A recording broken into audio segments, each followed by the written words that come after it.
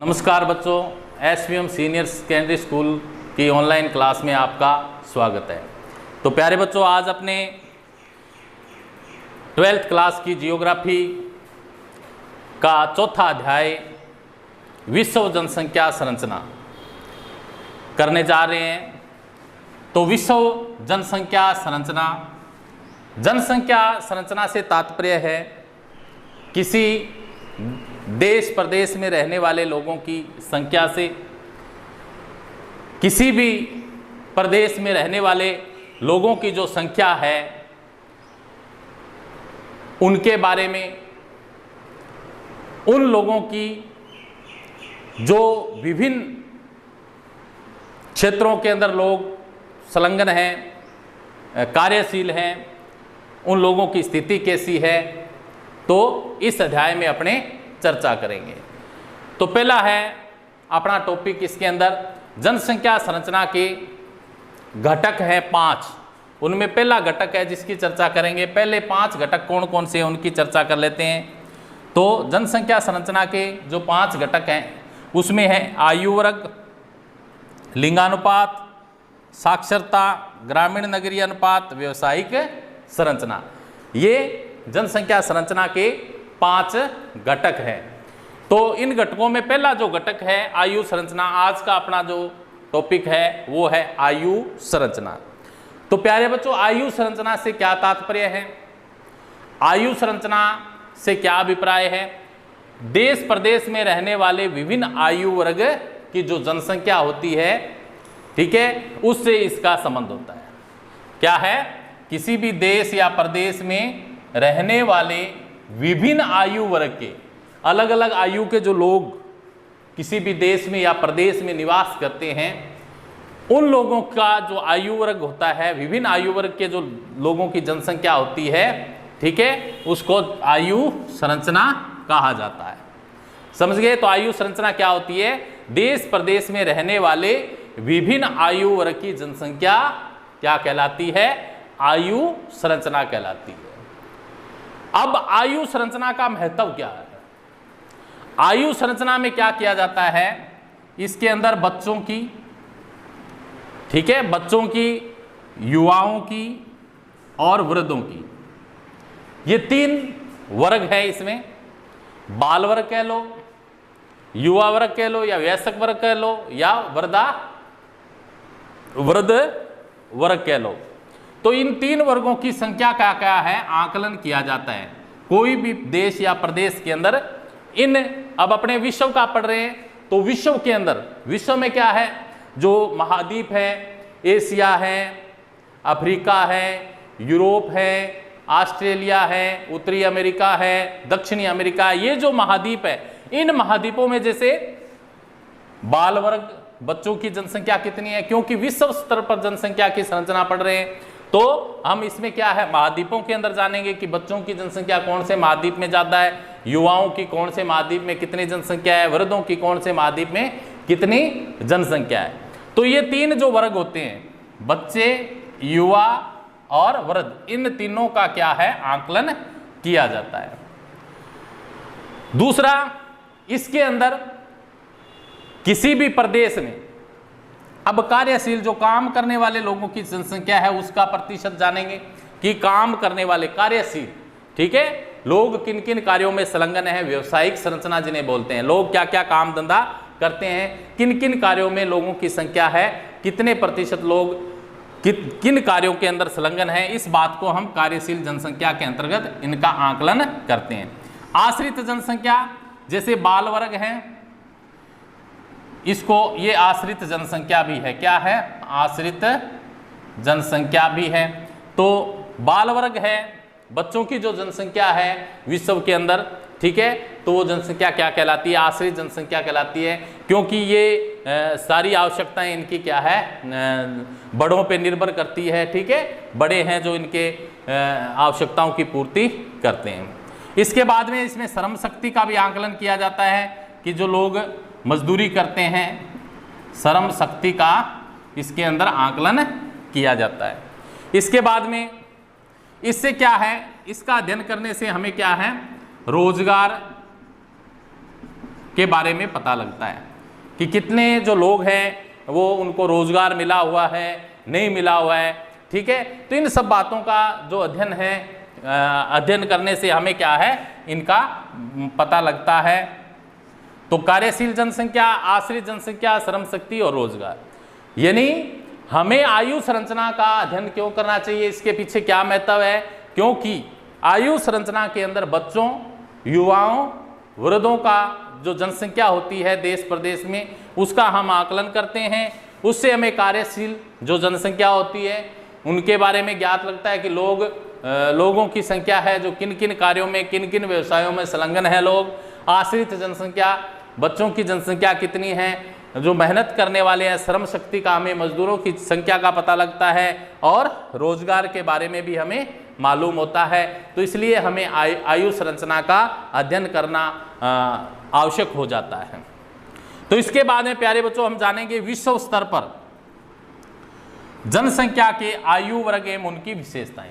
अब विश्व स्तर पर कितने जो वर्ग बढ़ाए गए हैं, ठीक है, विभिन्न आयु वर्ग के जो लोग हैं, कितने वर्ग निर्धारित किए गए हैं, तो विश्व के अंदर क्या है, 3 आयु वर्ग निर्धारित किए गए हैं। कितने?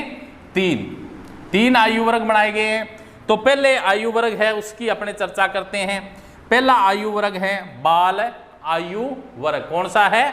बाल आयु वर्ग, जिसके अंदर जो बच्चे हैं 0 से लेकर 14 वर्ष तक के बच्चे हैं विश्व के अंदर, उनको सम्मिलित किया गया है। कितने हैं? बाल आयु वर्ग में 0 से लेकर 14 वर्ष तक के बच्चे हैं वो सम्मिलित किए गए हैं, और इसको आश्रित जनसंख्या भी कहा जाता है। अब बात करते हैं विश्व के अंदर, विश्व की कुल जनसंख्या संसार के अंदर, जैसे अपने 7 महाद्वीप हैं, तो इन 7 महाद्वीपों में कुल जनसंख्या कितनी है बच्चों की, तो अगर बात करें तो वो 26% क्या है जो बाल वर्ग की जनसंख्या है विश्व में पाई जाती है। अगर विकसित देशों की बात करें तो विकसित देशों में क्या है, 16% जनसंख्या है जो बाल वर्ग की पाई जाती है। अगर विकासशील देशों की बात करें, विकासशील देशों में क्या है, 29% जनसंख्या है जो विकासशील देशों में बाल आयु वर्ग की जनसंख्या है जो पाई जाती है। तो पहला हो गया बाल आयु वर्ग। बाल आयु वर्ग में आयु कितनी है, 0 से लेकर 14 वर्ष तक के बच्चे इसमें सम्मिलित हैं, इसको आश्रित जनसंख्या भी कहा जाता है। विश्व की कुल जनसंख्या की बात करें तो कितनी है, 26%, और विकसित देशों की बात करें तो कितना है, 16%, और विकासशील देशों की बात करें तो कितना है, 29% जनसंख्या देखने को मिलती है। इसके बाद में नेक्स्ट दूसरा जो वर्ग आता है वो है वयस्क आयु वर्ग। कौन सा है? वयस्क आयु वर्ग। इसको युवा वर्ग भी कह सकते हो आप, और ये इसको कार्यशील जनसंख्या भी कहते हैं। कार्यशील जनसंख्या, इसमें आयु कितनी निर्धारित की गई है, 15 से लेकर 64 वर्ष के जो लोग हैं वो इसमें सम्मिलित होते हैं। अब इसमें विश्व में कुल जनसंख्या, यानी विश्व में कुल कितने लोग हैं, कार्यशील जनसंख्या कितनी है विश्व की बात करें तो कुल 35.2% जनसंख्या है जो कार्यशील जनसंख्या है, वयस्क आयु वर्ग से संबंधित जनसंख्या है, युवा वर्ग से संबंधित जनसंख्या है। अब बात करते हैं विश्व के अंदर सबसे ज्यादा जो युवा है वो कौन से महाद्वीप में पाए जाते हैं, तो वो अफ्रीका महाद्वीप में सबसे ज्यादा युवा जनसंख्या पाई जाती है, 44.71%। यानी विश्व की सबसे ज्यादा जो युवा लोग हैं, ठीक है, जो कार्यशील जनसंख्या है वो कौन से महाद्वीप में है, अफ्रीका महाद्वीप में सबसे ज्यादा है। इसके बाद में यह दूसरे वर्गों से अधिक है। इसकी विशेषता क्या है, ये जो वयस्क वर्ग है इनकी, इन लोगों की जनसंख्या, दूसरे जो वर्ग है, दूसरे एक वृद्ध वर्ग रह गया, एक बाल वर्ग रह गया, इनसे सबसे ज्यादा ये वर्ग जनसंख्या 15 से लेकर 64 वर्ष के जो लोग हैं विश्व के अंदर सबसे ज्यादा है। प्रजननशील आर्थिक दृष्टि से सर्वाधिक उत्पादन है, ये जनसंख्या है प्रजननशील है, ठीक है, आर्थिक दृष्टि से उत्पादन है, ठीक है, जनसंख्या को बढ़ाने के लिए इनका उत्पादन के रूप में इनको जाना जाता है। तो यही जनसंख्या है 15 से लेकर 64 वर्ष तक के जो लोग हैं। कार्यशील जनसंख्या होती है, ठीक है, ये कोई ना कोई कार्यों में संलग्न होती है, और किसी भी देश का जो विकास है, ठीक है, युवा जो जनसंख्या है, कार्यशील जनसंख्या है, इसी पे निर्भर करता है। तो प्यारे बच्चों दूसरा जो वर्ग हुआ अपना वो है वयस्क आयु वर्ग, इसको युवा वर्ग भी कहा जाता है। कार्यशील जनसंख्या भी आयु इसकी 15 से 64 वर्ष तक होती है।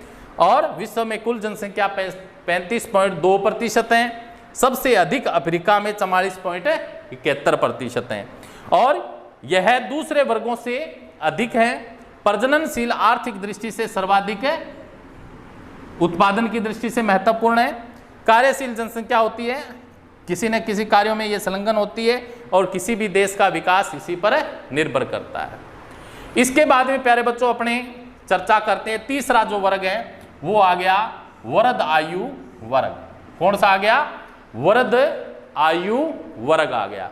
इसमें क्या है, 65 वर्ष या इससे अधिक वाले जो लोग होते हैं वो वृद्ध आयु वर्ग के अंतर्गत आते हैं। अब विश्व के अंदर ये जो इस वर्ग के जो लोग हैं इनकी जनसंख्या क्या होती है? जो विकसित राष्ट्र होते हैं जहाँ पे, ठीक है, जहाँ की जो विकसित श्रेणी के राष्ट्रीय विकास, लोगों का जो रहन स्तर उच्च होता है, ठीक है, खान पान उच्च स्तर का होता है, चिकित्सा जो सुविधाएं होती है वो बेहतर होती है। तो ऐसे जो देश हैं उन देशों में वृद्धों की जनसंख्या देखने को मिलती है। तो विकसित जो राष्ट्र होते हैं उनमें इनकी जनसंख्या अधिक होती है क्योंकि वहाँ पे सभी प्रकार की पर्याप्त सुविधाएं होती है। इस वजह से वहाँ पे वृद्ध लोग हैं जो देखने को मिलते हैं। विश्व में वृद्धों की जनसंख्या है वो कितनी है? 6.8%। विश्व में कुल पूरे संसार में वृद्धों की जनसंख्या 6.8% है। और सबसे ज़्यादा वृद्धों की जो संख्या है, सबसे अधिक वृद्धों की संख्या है जापान देश में, जिसका प्रतिशत है 18.27% है। तो तीसरा वर्ग हो गया अपना वृद्ध आयु वर्ग, 65 व इससे अधिक।